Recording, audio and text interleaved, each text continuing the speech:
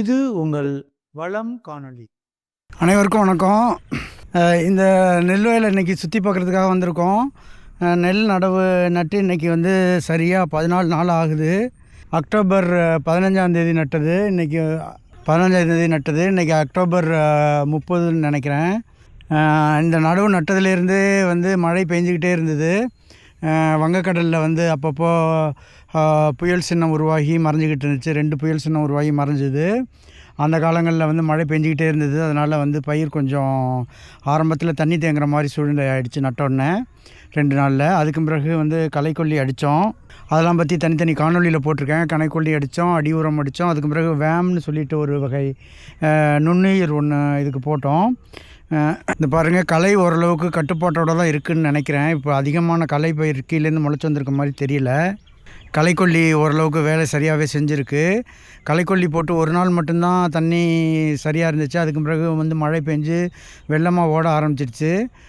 அதனால் வந்து எந்த அளவுக்கு வேலை செய்யணும்னு தெரியலன்னு நினச்சிட்டு இருந்தேன். கொஞ்சம் ஓரளவுக்கு தான் களை கட்டுப்பாட்டில் இருக்கும்னு நினைக்கிறேன். நிறையா களைகள் இருக்குது இதில். கொஞ்சம் கொஞ்சமாக பார்க்க தான் தெரியுது. ஆள் விட்டு களை எடுத்தே ஆகணுங்கிற சூழ்நிலையில் தான் இது இருக்குது. இப்போ இன்றைக்கி வந்து இந்த வயலை சுற்றி பார்க்குறதுக்கு முக்கியமான காரணம் 2 காரணங்கள் இருக்குது. நாளைக்கு வந்து நாம் இதில் வந்து களை பறிக்கிற இயந்திரம் விட்டு இதில் ஓட்ட போகிறோம். இந்த இடைவெளியில் எல்லாம் ஓட்ட போகிறோம். அதுக்கு தண்ணி எப்படி கிடக்கு என்னன்னு சொல்லி பார்க்கணும். அதுக்காக வந்து பார்க்குறதுக்காக வந்திருக்கோம். இந்த நடவு நட்ட பிறகு தொடர்ந்து களைக்கொல்லி அடித்து மேல் உரம் போட்டு அது மாதிரி இருந்ததுனால மழையும் பெஞ்சிக்கிட்டே இருந்ததுனால தண்ணி வந்து வெளியேற முடியாத சூழ்நிலையாகவே இருந்துச்சு. அதனால் வந்து பயிர் சரியாக ஊனாமல் இருந்தது, கால் ஊனாமல் இருந்தது. இப்போ வந்து ஒரு 4 நாளாக வந்து தண்ணி ஓரளவுக்கு வடிஞ்சிடுச்சு. அடி உரம் போட்ட பிறகு வேம் போட்ட பிறகு தண்ணி வடிஞ்சிடுச்சு. இப்போ 2 நாளாக தான் தண்ணி இல்லாமல் இருக்குது. இப்போ நல்ல பயிர் வந்து நல்லா ஊனி இருக்குது. முன்னாடி சும்மா தண்ணியில் மிதந்துக்கிட்டே கிடக்கும். இப்போ நல்லாவே ஊனி இருக்குது. மற்றொரு மிக மிக முக்கியமான காரணம், இந்த வயலை வந்து பார்க்குறதுக்கு முக்கியமான காரணம், நம்ம பகுதிகளில் அதிகமாக பூச்சி அடிக்குதுன்னு சொல்லி சொன்னாங்க. முக்கியமாக நம்ம அந்த பக்கத்து வயல் இருக்குது, இதுக்கு அந்த பக்கம் உள்ள வயல், அதையும் நம்ம இப்போ போய் பார்ப்போம். அவங்களுக்கு வந்து ஒரு வகையான பூச்சி அடிச்சிருக்கு. அது என்ன பூச்சி அப்படிங்கிறத பற்றி விவரம் சொல்கிறேன்னா, அந்த பூச்சி நம்ம கொல்லைக்கும் வந்துடுமோ என்னமோ அப்படிங்கிற பரவிடுமோ என்னமோங்கிற ஒரு வித அச்சத்தில் தான் நம்ம வந்து இதை வந்து அடிக்கடி வந்து பார்க்க வேண்டியிருக்குது. இது வரைக்கும் அதற்கான அறிகுறிகள் தெரியலை. அந்த பூச்சியோட பேர் தாவல் பூச்சி, பழுப்பு நிற தாவல் பூச்சி. அந்த பூச்சி தமிழில் பேர், ஆங்கிலத்தில் வந்து BPHம்பாங்க. ப்ரௌன் பிளான்ட் ஹோப்பர்னாக்க தாவறது. ஸோ அந்த பூச்சியோட தாக்கம் நமக்கு வந்துடுமோ என்னமோங்கிற ஒரு இதில் தான் இப்போ அந்த பக்கத்து வயல்காரருக்கு என்ன அனுபவம் அப்படிங்கிறத பற்றி நான் சொல்கிறேன். அந்த பழுப்பு நிற தாவல் பூச்சி இங்கே வந்து அடிச்சிருக்காங்கிறத வந்து பார்க்குறதுக்காக வந்திருக்கோம். அவங்களுக்கு வந்து என்ன பண்ணியிருக்காங்க, போன முறை வந்து குருவை அறுவடை செஞ்சுட்டு அந்த தாளை அப்படியே விட்டு ஓட்டியிருக்காங்க. அதில் வந்து ஏற்கனவே அது முளைச்சி வந்து அதில் வந்து ஏற்கனவே இந்த பழுப்பு தாவல் பூச்சி இருந்திருக்கு. அந்த பூச்சி நடவு நட்ட உடனே அப்படியே வந்து உடனடியாக வெளியில் வந்து எல்லா பயிரையும் பாதிச்சிடுச்சு. அவங்க நிறைய தடவை பூச்சி மருந்து அடித்து இப்போ என்னென்னமோ பண்ணிக்கிட்டு இருந்தாங்க. இன்னமும் அந்த பழுப்பு நிறம் தெரிஞ்சுக்கிட்டு தான் இருக்குது. பழுப்பு நிற தாவல் பூச்சிக்கு கட்டுப்படுத்துறதுக்கு இந்த பாருங்கள், தெரியுதா அவங்களுக்கு எப்படி இருக்குதுன்னு சொல்லிட்டு அங்கங்கே வந்து இதாக இருக்குது பாருங்கள். அது வந்து போட்டு இப்போ தான் வந்து பயிர் ஓரளவு கிளம்பி வருதுன்னு நினைக்கிறேன். அந்த அறிகுறி நமக்கு தெரியல, கொஞ்சம் கொஞ்சமாக வருமாங்கிறத பற்றி சரியாகவும் தெரியல. பூச்சி பாதிப்பு இந்த பக்கம் எதுவும் தெரியுதா? அப்படியா? எவ்வளோ நாளில் அது வருது? 15 நாளுக்குள்ளையா? நிறையா சுற்றி போட்டோம். 2 கொல்லை சுற்றலை, அது சும்மா விரிச்சு போட்டு தான் இது பண்ணோம். அது அந்த கொல்லையும் அந்த கடைசியில் பள்ளத்து 2ம் சுற்றலை. அந்த வைக்கல்லேருந்து தான் வந்திருக்கும் போல இருக்கு. பூச்சி பேர் என்ன? ஓ, உடனே அடிச்சிடணும் போல இருக்குது. எதாக இருந்தாலும் உடனே பண்ணிடணும். இப்போ போன தடவைலாம் நமக்கு ஆமாம், ஒரு நாள் பாருங்க, 2 நாள் பாருங்க, 3 நாள் பாருங்கம்மாங்க. அது மாதிரி பண்ணுறதோட விளைவு தான் அதெல்லாம். பூச்சி விஷயத்தில் மட்டும் உடனடியாக தீர்வு எடுத்துடணும் போல இருக்குது. அப்படியா? அங்கேருந்து தான் ஸ்டார்ட் ஆகி எனக்கு இங்கே வந்தது. 2 நாளைக்கு முன்னாடி நான் வந்து இந்த இதில் உயிர் உரம் போட்டேன். இந்த வேம்னு சொல்லிவிட்டு ஏதோ ஒரு உயிர் உரம் போட்டேன். அது குருணை மருந்து போட்டால் உடனே அதோட பாதிப்பு மொத்தம் போயிடும் வந்துட்டு. அதனால நான் கொஞ்சம் பார்த்துக்கிட்டு போகிறேன் சித்தப்பா, வர்ற மாதிரி இருந்தா அப்படின்னேன். பயிர் வளர்ச்சி நல்லாயிருக்கும். அந்த பழுப்பு நிற தாவல் பூச்சி பாதித்த பகுதியை நம்ம இப்போ பார்த்தோம். அந்த வயலோட விவசாயியும் கொஞ்சம் பேசிகிட்டு இருந்தோம். அவர் என்ன சொல்கிறாருன்னா, பழுப்பு நிறத்தில் கொசுவை விட சிறியதாக இருக்கும், சில கருப்பு நிற பூச்சிகளும் இருந்துச்சு அப்படின்னு அவர் சொல்கிறாரு. அவர் ஏற்கனவே மருந்து அடிச்சிட்டாரு. இன்னொன்று சொல்கிறாரு, வந்து நட்டு 20 நாள் கழித்து தான் எனக்கு பாதிப்பு வந்துச்சு அப்படிங்கிறாரு. நம்ம வயல் நட்டு 15 நாள் தான் ஆகுது. ரொம்ப கண்காணிப்பாக பார்த்துக்கிட்டே இருக்கணும்னு நினைக்கிறேன். இப்போ போய் கவனித்தாலும் எதுவும் வந்து அந்த பயிரில் பாதிப்பு தெரிஞ்ச பிறகு தான் அந்த பூச்சியோட இது வெளியில் தெரியுமோ என்னமோ தெரியல. கூர்ந்து கவனித்து உள்ளே பூச்சி இருக்கான்னு சொல்லி பார்க்கலாம். இப்போ பாருங்கள், வயலில் இறங்கி கொஞ்சம் ஒரு சில பயிர்களை பார்ப்போம். இப்போ பாருங்கள், இதான் பயிர். இது வந்து 15 நாள் ஆச்சு நட்டு. நடும்போது இதுக்கு 20 நாள் வயது இருந்துச்சு. நாளைக்கு வந்து எந்திரம் வச்சு இதை ஓட்ட போகிறோம் களை எடுக்கிறதுக்காக. பாருங்கள், களை கண்ணுக்கு ரொம்ப அதிகமாக தெரியலை, ஆனால் ஒரு சில இடங்களில் களை தெரியுது. இந்த பாருங்கள், இது என்னன்னு தெரியல, பாசி போல் இருக்குது. களை இந்த பக்கத்துல எல்லாம் ஒன்றுமே சரியாக தெரியல. இந்த பாருங்கள், இது வந்து களையாக பயிரான்னு தெரியல.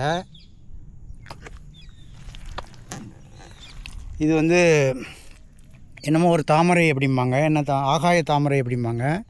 இந்த ஆகாய தாமரை இது பாருங்கள், இதையும் அப்பப்போ வெளியில் பிடிங்கி போட்டுக்கிட்டே இருக்கணும், இல்லாட்டி வந்து அதுவும் பரவக்கூடியது. இந்த பாருங்கள், இதெல்லாம் களையா என்னென்னு எனக்கு தெரியல சரியா, பயிரா இல்லை களையான்னு. ஆனால் இருந்தாலும் அந்த வரிசையை விட்டு வெளியில் தான் இருக்குது. இங்கே பாருங்கள், களைக்கொல்லி அடித்து 7 நாள் ஆச்சு. இந்த பாருங்கள், இது மாதிரி வந்து இதெல்லாம் களையாக இருக்கும்னு நினைக்கிறேன். இது கட்டாயம் ஒரு களை தான். அந்த மாதிரி பயிர் வந்து 1-2 தான் இருக்குது. இப்போ தான் தண்ணி முதல்ல வடிய விட்டுருக்கோம். 15 நாளுக்கு 10 நாள் கழிச்சு தான் வடிய ஆரம்பிச்சிச்சு. ஏன்னா அது வரைக்கும் வந்து களைக்கொல்லி, அடுத்து உரம், அடுத்து வேமு, அது மாதிரி வந்து தொடர்ந்து இதுக்கு அப்ளை பண்ணிக்கிட்டே இருந்தோம். களை ஓரளவுக்கு குறைவாக தான் இருக்குன்னு நினைக்கிறேன். களை ஓட்டு இயந்திரத்தை வச்சு ஓட்டுனோம்னாக்கா ஓரளவுக்கு களை இதாயிரும். இந்த முறை வந்து ஆள் விட்டு களை பறிக்கிறத வந்து தவிர்க்கணும். அது போன தடவை கிட்டத்தட்ட 32,000 ரூபா 8 ஏக்கருக்கு செலவானுச்சு. அந்த அடுத்த வயல்காரெல்லாம் வந்து எப்படியோ களைக்கொல்லியை வச்சே மேலாண்மை பண்ணி ஆளை விட்டு இப்போ களை பறிக்காமே பண்ணிட்டார். அவர் 10-15 வருஷம் வந்து விவசாயம் பண்ணுறவர், அதனால் அவருக்கு கொஞ்சம் கொஞ்சம் தெரிஞ்சிருக்கும் போல இருக்குது. இந்த முறை களைக்கொல்லி நம்ம சரியாக அடிச்சிருக்கோம். வாங்க தொடர்ந்து நம்ம வயல்களை பார்த்துக்கிட்டே போவோம். நெல் விவசாயம் தமிழர்கள் குறைஞ்சபட்சம் 3000 வருஷங்கள்லேருந்து பண்ணிக்கிட்டு இருக்காங்க. அந்த காணொலியை வந்து இதை பற்றி நான் பல தகவல்களை ஏற்கனவே சொல்லியிருக்கிறேன். இது தாமிரபரணி ஆற்றங்கரையில், தாமிரபரணினா இன்றைக்கி வந்து திருநெல்வேலி பக்கத்தில் இருக்க தாமிரபரணி ஆறு. முக்கியமான ஆறு வந்து தாமிரபரணி, வைகை, காவிரி. தாமிரபரணி ஆற்றங்கரையில் வந்து ஒரு பானை எடுத்திருக்காங்க. அந்த பானைக்குள்ளே வந்து நெல் இருந்திருக்கு. அதை வந்து சோதனைக்கு அனுப்பி அதனோட வயதை கண்டுபிடிக்கும் போது அது வந்து கிமு 1000லேருந்துன்னு சொல்கிறாங்க. இன்றைக்கி முன்னையிலேருந்து 3000 வருஷங்களுக்கு முன்னாலேருந்து இருந்தது. அதுக்கு முன்னாலேயும் எவ்வளோ காலமாக அவங்க விவசாயம் பண்ணி இருந்திருக்கலாம். அதனால் தமிழர்களோட நெல் பயிர் வந்து விவசாயம் வந்து கிட்டத்தட்ட 3000 வருடங்களாக நடக்குது. அதுக்கு மேலேயும் நடந்துக்கிட்டு இருக்குது. முக்கியமாக வந்து காவிரி ஆறு வந்து சோழர்களால் அந்த காலத்துலேருந்தே, கரிகால சோழனுக்கும் அதுக்கு முன்னாலேருந்தே காவிரி வந்து நம்ம பகுதிகளில் வளம் கொடுத்துக்கிட்டு இருந்திருக்கு. இப்போ நம்ம பார்க்குற இடங்கள் வந்து இன்றைக்கி சோழபுரம்ங்கிறது, இது வந்து புதுக்காவிரி. இது வந்து 800 வருஷமாக தான் விவசாயத்தில் இருக்குது. பழைய காவிரிங்கிறது திருவையாற்றுக்கும் அந்த பக்கம், தஞ்சாவூருக்கும் மேற்கே. அங்கெல்லாம் வந்து 2500-3000 வருஷங்களாகவே விவசாயம் பண்ணிக்கிட்டு இருக்கணும். இதெல்லாம் எதுக்காக நான் முக்கியமாக சொல்கிறேன் அப்படின்னா, தமிழர்கள் வந்து விவசாயத்தில் ரொம்ப காலமாக இருந்துக்கிட்டு இருக்காங்க. வந்து காட்டுவாசிகளாக காட்டில் விளையிறத மட்டும் எடுத்து சாப்பிடாம இவங்களே தானே விவசாயம் பண்ணி அதில் வந்து வரக்கூடிய பொருட்களை வந்து இது விவசாயத்துக்காக ஒரே இடத்துல தங்கி பண்ணக்கூடிய நிலமையில் வந்து மேன்மையான உயர்ந்த இடத்துல இருந்திருக்காங்க. நம்ம இதை தொடர்ந்து காப்பாற்றணும். முக்கியமாக வந்து காவிரி படுகைன்னு சொல்லப்படுகிற தஞ்சாவூர், திருச்சி, திருவாரூர், நாகப்பட்டினம் மாவட்டங்கள் வந்து காவிரி படுகைம்பாங்க. இங்கெல்லாம் வந்து மலைகளே கிடையாது. மலைகள் இல்லாததுக்கு காரணமே காவிரி பாஞ்சு எல்லா மலைகளையும் மூடிடுச்சு. அந்த மண் வந்து மேலே மூடி மலைகள்லாம் மூடிடுச்சு. அதனால இங்கே வந்து நிலம் வந்து தட்டையாக இருக்குது. மலைகளே இல்லாத பகுதிகள் இது. இந்த மலைகள்லாம் வந்து காவிரி ஆற்றோட மண்ணினால் மூடப்பட்டுடுச்சு. காலங்காலமாக லட்சக்கணக்கான ஆண்டுகள் அது ஓடி. அதனால தான் இது தட்டையான பூமியாக இருக்குது.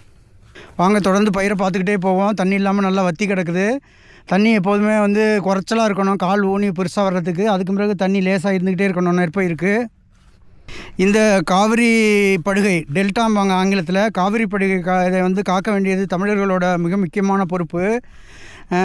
இங்கே வந்து எண்ணெய் எடுக்கிறேன், அது பண்ணுறேன், இது பண்ணுறேன்னு சொல்லிட்டு வெளியாட்கள் வந்து உள்ளே வர்றதுக்கான வாய்ப்புகள் ரொம்ப ரொம்ப அதிகம். நம்ம எவ்வளோ காலத்துக்கு விவசாயம் பண்ணுறோமோ அந்த காலம் வரைக்கும் நம்ம வந்து எங்கள் வயலுக்கு வரக்கூடாதுன்னு சொல்லி மிகப்பெரிய போராட்டங்களை எடுத்து இதை காக்க முடியும்.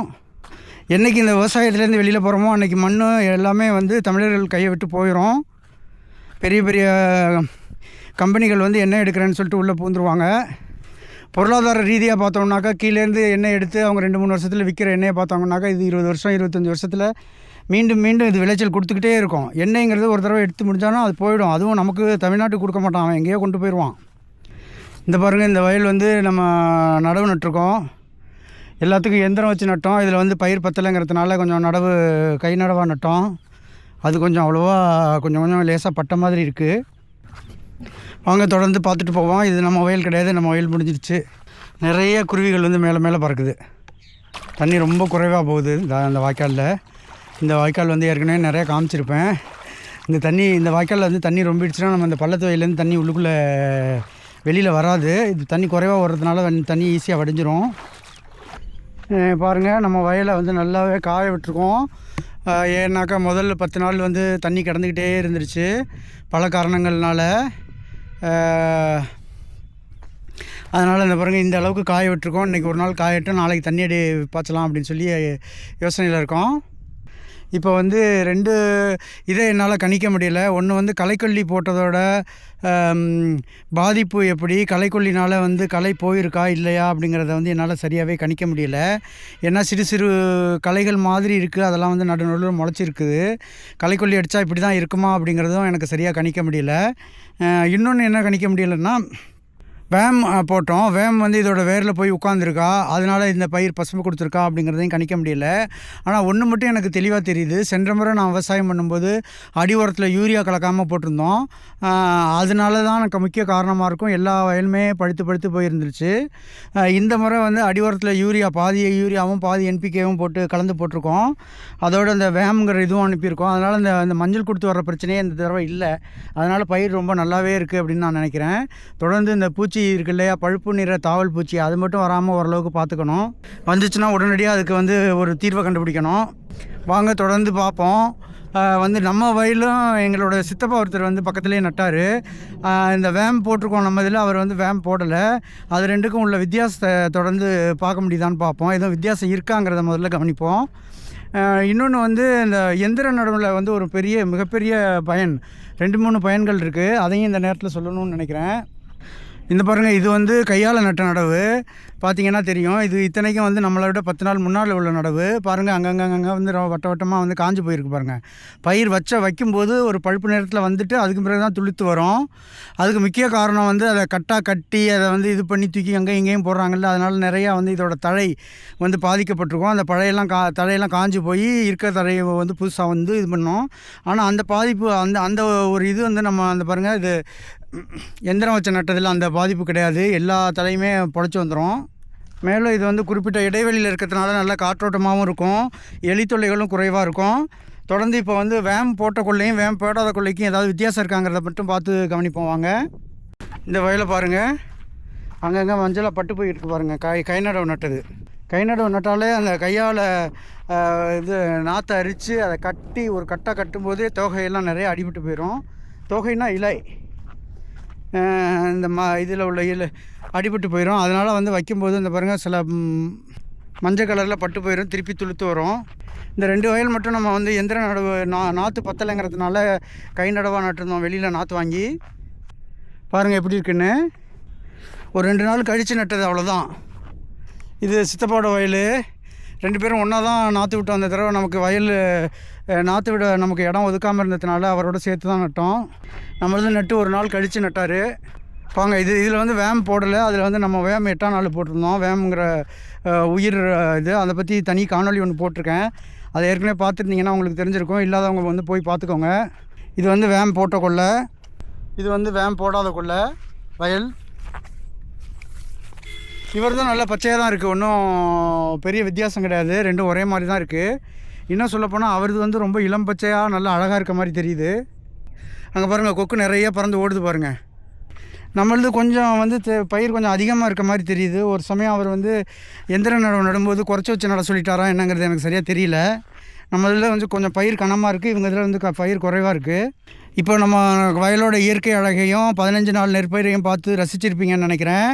அந்த பூச்சி அடித்த வயலையும் பார்த்துருப்பீங்கன்னு நினைக்கிறேன். உங்களுக்கு ரொம்ப பயனுள்ள தகவலாக இருந்திருக்கும். இந்த இயற்கையில் கண்டு நீங்கள் வந்து மகிழ்ந்திருப்பீங்க. அப்படின்னாக்கா நீங்கள் வந்து உடனடியாக எங்கள் சேனலுக்கு சப்ஸ்கிரைப் பண்ணுங்கள். உங்கள் உறவினர்களுக்கும் நண்பர்களுக்கும் பகிர்ந்துக்கோங்க. அப்படியே உங்களோட கருத்தை தவறாமல் சொல்லுங்கள்.